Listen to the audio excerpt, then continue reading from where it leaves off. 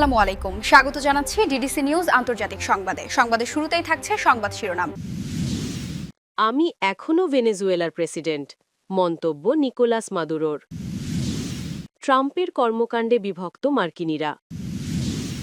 যুক্তরাষ্ট্রের visa bond তালিকায় এবার বাংলাদেশ, গুনতে হবে 18.5 লাখ টাকা। বিক্ষোভে উত্তাল ইরান, 10 দিনে নিহত 36 জন। ইউক্রেনে সেনা পাঠাতে প্রস্তুত যুক্তরাজ্য ও ফ্রান্স, সতর্কবার্তা রাশিয়ার। 50 কোটি ব্যারেল তেল যুক্তরাষ্ট্রের হাতে তুলে দিচ্ছে ভেনেজুয়েলা। এতক্ষণ দেখছিলেন সংবাদ শিরোনাম, এখন জানাবো বিস্তারিত। আমি এখনও ভেনেজুয়েলার প্রেসিডেন্ট, মন্তব্য নিকোলাস মাদুরোর। যুক্তরাষ্ট্রের বিশেষ বাহিনীর অভিযানে কারাকাস থেকে আটক হওয়ার 2 দিন পর নিউ ইয়র্কের আদালতে তোলা হয়েছে ভেনেজুয়েলার ক্ষমতাচ্যুত প্রেসিডেন্ট নিকোলাস মাদুরোকে। সোমবার 5 জানুয়ারি ম্যানহাটানের ফেডারেল আদালতে হাজির হয়ে তিনি নিজেকে নির্দোষ দাবি করেন এবং নিজের প্রেসিডেন্ট পদকে বৈধ বলে উল্লেখ করেন। মাদক সন্ত্রাস, ষড়যন্ত্র ও অর্থ পাচার সহ একাধিক গুরুতর অভিযোগে অভিযুক্ত মাদুরো আদালতকে বলেন, আমি নির্দোষ, কোনো অপরাধ করিনি। আদালত কক্ষে প্রবেশের সময় 63 বছর বয়সী মাদুরোর পরনে ছিল কমলা রঙের শার্ট ও বেইজ প্যান্ট।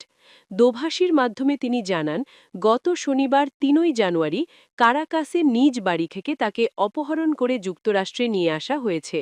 তার ভাষায়, আমি ভেনেজুয়েলার প্রজাতন্ত্রের প্রেসিডেন্ট, অথচ আমাকে এখানে বন্দী করে রাখা হয়েছে।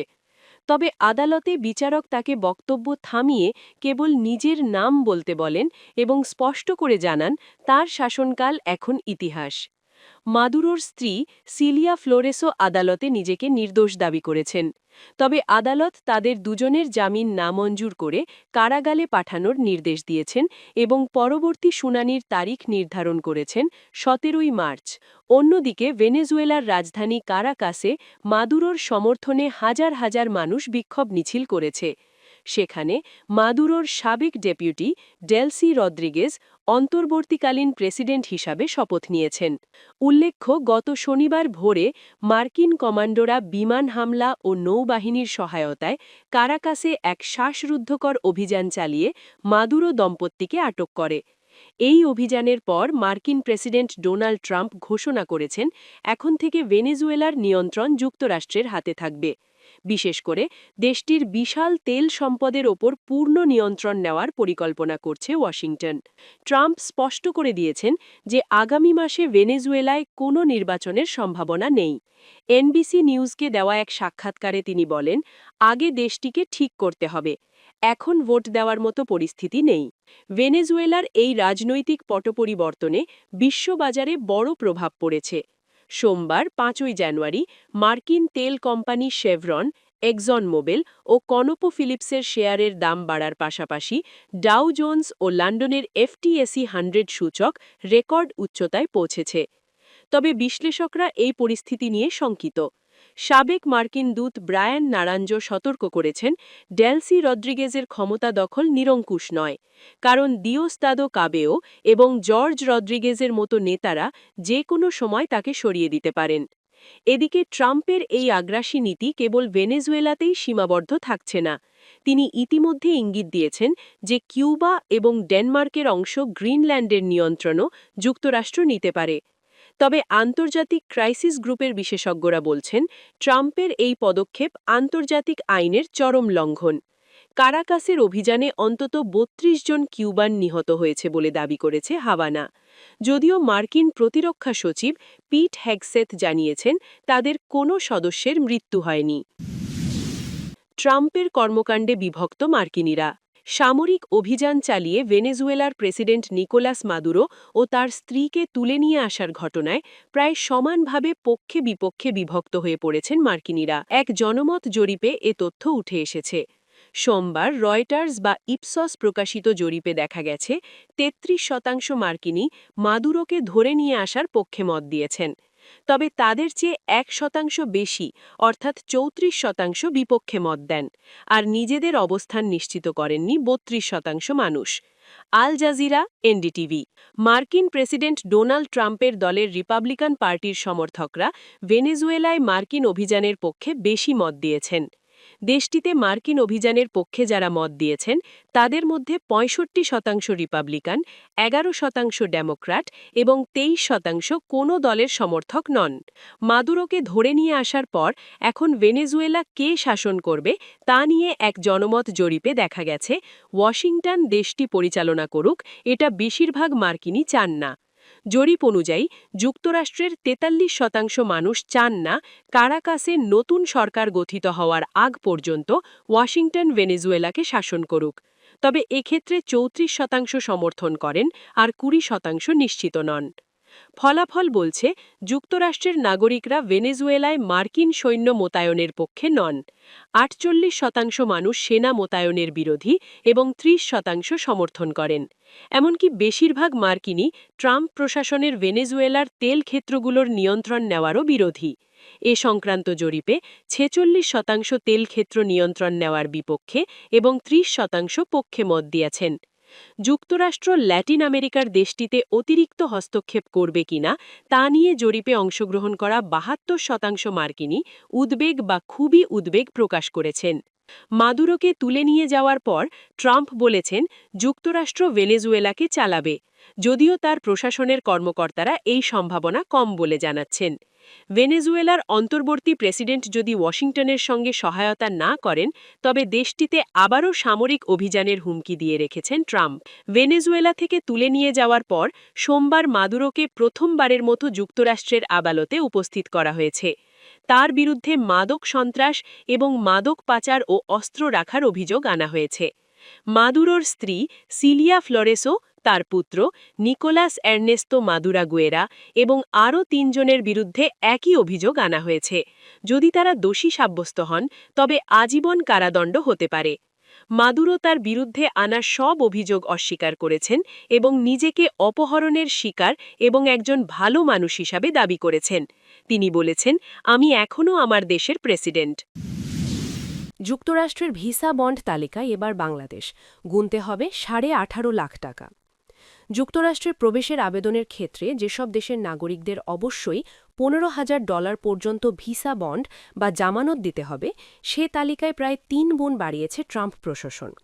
ভিসা বন্ডের শর্তযুক্ত দেশগুলোর তালিকায় ৭টি দেশকে যুক্ত করার ১ সপ্তাহ পার হওয়ার আগেই মঙ্গলবার ৬ এপ্রিল বাংলাদেশ সহ বেশ কয়েকটি দেশের নাম যোগ করেছে মার্কিন পররাষ্ট্র দপ্তর। মঙ্গলবার মার্কিন পররাষ্ট্র দপ্তরের ভ্রমণ বিষয়ক ওয়েবসাইটে এই তথ্য জানানো হয়। বন্ডের সর্বোচ্চ যে পরিমাণ তা প্রতি ডলার ১২২.৩১ টাকা হিসেবে বাংলাদেশি মুদ্রায় প্রায় ১৮,৩৫,০০০ টাকা। স্টেট ডিপার্টমেন্টের হালনাগাদ তথ্যে এই নতুন দেশগুলোর তালিকা ও কার্যকর হওয়ার তারিখ প্রকাশ করা হয়েছে। বাংলাদেশের ক্ষেত্রে এই নিয়ম আগামী ২১ জানুয়ারি থেকে কার্যকর হবে। স্টেট ডিপার্টমেন্ট জানিয়েছে, কোনো আবেদনকারী ভিসার জন্য যোগ্য বিবেচিত হলেও কনসুলার অফিসার চাইলে তার ওপর এই বন্ডের শর্তারোপ করতে পারেন। বন্ডের পরিমাণ নির্ধারিত হবে ৩টি ধাপে: ৫,০০০, ১০,০০০ অথবা ১৫,০০০ মার্কিন ডলার। আবেদনকারীর ব্যক্তিগত পরিস্থিতি ও ইন্টারভিউয়ের ওপর ভিত্তি করে এই পরিমাণ নির্ধারণ করবেন সংশ্লিষ্ট ভিসা কর্মকর্তা। ভিসা বন্ড কি? ভিসা বন্ড হল এক ধরনের আর্থিক নিশ্চয়তা। কিছু দেশ নির্দিষ্ট কিছু বিদেশি নাগরিকের সাময়িক ভিসা দেওয়ার আগে এমন জামানত বা নিশ্চয়তা নিয়ে থাকে যেন তারা ভিসার শর্ত, বিশেষ করে থাকার সময়সীমা মেনে চলেন। প্রতি বছর যুক্তরাষ্ট্র হাজারো বিদেশি শিক্ষার্থী, পর্যটক ও কর্মীকে অস্থায়ী নন ইমিগ্রেন্ট ভিসা দেয়। এসব ভিসার মেয়াদ কয়েক সপ্তাহ থেকে কয়েক বছর পর্যন্ত হতে পারে। কোনো নন ইমিগ্রেন্ট ভিসাধারী অনুমোদিত মেয়াদের চেয়ে বেশি সময় যুক্তরাষ্ট্রে থাকলে সেটি ভিসা ওভারস্টে বলে গণ্য হয়। বেশিরভাগ দেশেই ভিসার জন্য পর্যাপ্ত অর্থ থাকার প্রমাণ চায়, কিন্তু ফেরতযোগ্য জামানত দিয়ে দেশে প্রবেশের অনুমতি প্রদানের ব্যবস্থা চালু করেনি। নিউজিল্যান্ড একসময় ওভারস্টে নিয়ন্ত্রণে ভিসা বন্ড চালু করেছিল, পরে তার কার্যকর হয়নি। ২০১৩ সালে যুক্তরাজ্য কিছু উচ্চ ঝুঁকিপূর্ণ দেশের ভ্রমণকারীদের জন্য ভিসা বন্ড চালুর উদ্যোগ নেয়, কিন্তু পরে তা বাতিল করে। বিক্ষোভে উত্তাল ইরান, ১০ দিনে নিহত ৩৬ জন। ইরানে লাগাতার ১০ দিন ধরে চলা সরকারবিরোধী বিক্ষোভ ও নিরাপত্তা বাহিনীর সঙ্গে সংঘর্ষে নিহতদের সংখ্যা বেড়ে অন্তত ৩৬ জনে দাঁড়িয়েছে। মঙ্গলবার ৬ April human rights activists news এজেন্সির প্রতিবেদনে জানানো হয়েছে, নিহতদের মধ্যে ৪ জনের বয়স ১৮ বছরের নিচে। এছাড়া গত 10 দিনে সহিংসতা ও রাষ্ট্রীয় সম্পদ নষ্টের অভিযোগে দেশজুড়ে 2076 জনকে গ্রেফতার করা হয়েছে। ইরানের মোট 31টি প্রদেশের মধ্যে 27টিতেই এই বিক্ষোভ ছড়িয়ে পড়েছে, যার মধ্যে 92টি শহরের 285টি স্থানে বিক্ষোভকারীরা অবস্থান নিয়েছেন বলে জানা গেছে। তবে ইরান সরকার এখনও পর্যন্ত হতাহত ও গ্রেফতারের বিষয়ে কোনো দাপ্তরিক তথ্য প্রকাশ করেনি। এই আন্দোলনের সূত্রপাত হয়েছিল গত 28 ডিসেম্বর, যখন স্থানীয় মুদ্রা ইরানি রিয়ালের মান কমে যাওয়া এবং অসহনীয় মূল্যস্ফীতির প্রতিবাদে রাজধানী তেহরান সহ বিভিন্ন শহরের ব্যবসায়ীরা ধর্মঘট ডাকেন। পরের দিন 29 ডিসেম্বর সাধারণ মানুষ ও বিশ্ববিদ্যালয়ের শিক্ষার্থীরা এই আন্দোলনে যোগ দিলে তা গণবিক্ষোভে রূপ নেয়। বিক্ষোভ দমনে নিরাপত্তা বাহিনীর কঠোর অবস্থানের কারণে পরিস্থিতি সহিংস হয়ে ওঠে, যার ফলে এখনও পর্যন্ত 60 জন আহত হয়েছেন। হারানার দেওয়া তথ্য মতে বিক্ষোভের তীব্রতা কমার কোনো লক্ষণ দেখা যাচ্ছে না এবং সাধারণ মানুষ জীবনযাত্রার ব্যয় বৃদ্ধির বিরুদ্ধে রাজপথে অনড় অবস্থানে রয়েছেন। এদিকে ইরানের এই অভ্যন্তরীণ সংকটে নতুন মাত্রা যোগ করেছে যুক্তরাষ্ট্রের হুমকি। 2 জানুয়ারি মার্কিন প্রেসিডেন্ট ডোনাল্ড ট্রাম্প বিক্ষোভকারীদের প্রতি সমর্থন জানিয়ে হুঁশিয়ারি দেন যে ইরান সরকার যদি নিষ্ঠুর পন্থা অবলম্বন করে তবে যুক্তরাষ্ট্র সেখানে যে কোনো সময় সামরিক অভিযান চালাতে পারে। এই হুমকির পর কিছুটা সতর্ক অবস্থান নিলেও ইরানের সর্বোচ্চ নেতা আয়াতুল্লাহ আলী খামেনি শত্রুদের কাছে নত স্বীকার না করার অঙ্গীকার করেছেন। ইউক্রেনে সেনা পাঠাতে প্রস্তুত যুক্তরাজ্য ও ফ্রান্স, রাশিয়ার আপত্তির শঙ্কা। যুদ্ধ নিয়ে রাশিয়ার সঙ্গে শান্তি চুক্তি হলে ইউক্রেন সেনা মোতায়েন করবে যুক্তরাজ্য ও ফ্রান্স। এ বিষয়ে একটি ঘোষণাপত্রে উভয় দেশ স্বাক্ষর করেছে বলে জানিয়েছেন যুক্তরাজ্যের প্রধানমন্ত্রী কিয়ার স্টারমার। গতকাল প্যারিসে ইউক্রেনের মিত্রদের সঙ্গে আলোচনার পর তিনি একথা বলেন। এই আলোচনায় কোয়ালিশন অফ দ্য উইলিং নামে পরিচিত জোটের রাষ্ট্রনেতা ও শীর্ষ কর্মকর্তারা উপস্থিত ছিলেন। স্টারমার বলেন, ভবিষ্যতে আক্রমণ রোধের জন্য যুক্তরাজ্য ও ফ্রান্স ইউক্রেনে সামরিক বাতি স্থাপন করবে। অন্যদিকে ফরাসি রাষ্ট্রপতি এমানুয়েল ম্যাক্রো বলেন, তারা অন্তত কয়েক হাজার সেনা মোতায়েন করতে প্রস্তুত। ঘোষণাপত্র নিয়ে স্টারমার আরও বলেন, এটি এমন একটি আইনগত কাঠামো সৃষ্টি করবে যার মাধ্যমে ব্রিটিশ, ফরাসি ও সহযোগী বাহিনী ইউক্রেনে কাজ করতে পারবে। এর আওতায় থাকবে ইউক্রেনের আকাশ ও সামুদ্রিক সুরক্ষা এবং ভবিষ্যতে তাদের সেনাবাহিনীকে প্রস্তুত করা। মিত্ররা ইউক্রেনের জন্য দৃঢ় নিরাপত্তা নিশ্চিত করতেও একমত হয়েছেন। তাদের প্রস্তাব, মার্কিন যুক্তরাষ্ট্রই যুদ্ধবিরতি পর্যবেক্ষণের নেতৃত্ব দেবে। তবে ভূখণ্ডের বিষয়টি এখনও কোনো সিদ্ধান্ত চূড়ান্ত হয়নি। ইউক্রেনের প্রেসিডেন্ট জেলেন্সকি এই আলোচনাকে বৃহৎ অগ্রগতি বলে উল্লেখ করেছেন। অন্যদিকে মার্কিন বিশেষ দূত স্টিভ উইটকফ বলেন, নিরাপত্তা প্রোটোকল তৈরিতে জোটের সদস্যদের কাজ প্রায় শেষের দিকে। তবে এই সিদ্ধান্ত কতটা বাস্তবসম্মত হবে তা নিয়ে যথেষ্ট সন্দেহ রয়েছে, কেননা রাশিয়া বারবারই জোর দিয়েছে ইউক্রেনে অন্য যে কোনো দেশের সেনাদের উপস্থিতিকে তারা মেনে নেবেন না। তবে সর্বশেষ প্যারিসের এই ঘোষণার বিষয়ে মস্কো এখনও কোনো মন্তব্য করেনি। 2022 সালের ফেব্রুয়ারিতে রাশিয়া ইউক্রেনে পূর্ণাঙ্গ আক্রমণ শুরু করে। বর্তমানে দেশটির প্রায় 20% ভূখণ্ড নিয়ন্ত্রণে নিয়েছে তারা। 50 কোটি ব্যারেল তেল যুক্তরাষ্ট্রের হাতে তুলে দিচ্ছে ভেনেজুয়েলা। যুক্তরাষ্ট্রের কাছে $2 বিলিয়ন বা $200 কোটি সমমূল্যের অপরিশোধিত তেল রপ্তানি করতে ওয়াশিংটনের সঙ্গে একটি চুক্তিতে পৌঁছেছে কারাকাস। গতকাল মঙ্গলবার মার্কিন প্রেসিডেন্ট ডোনাল্ড ট্রাম্প এই তথ্য নিশ্চিত করেছেন। গুরুত্বপূর্ণ এই চুক্তির ফলে ভেনেজুয়েলার তেলের সরবরাহ এখন চীনের বদলে যুক্তরাষ্ট্রের দিকে ঘুরবে এবং ভেনেজুয়েলা বড় ধরনের তেল উৎপাদন হ্রাস এড়াতে সক্ষম হবে। এই চুক্তি এমন জোরালো ইঙ্গিত দিচ্ছে যে ভেনেজুয়েলার অন্তর্বর্তী কর্মচারী ট্রাম্পের দাবির প্রতি সাড়া দিচ্ছেন।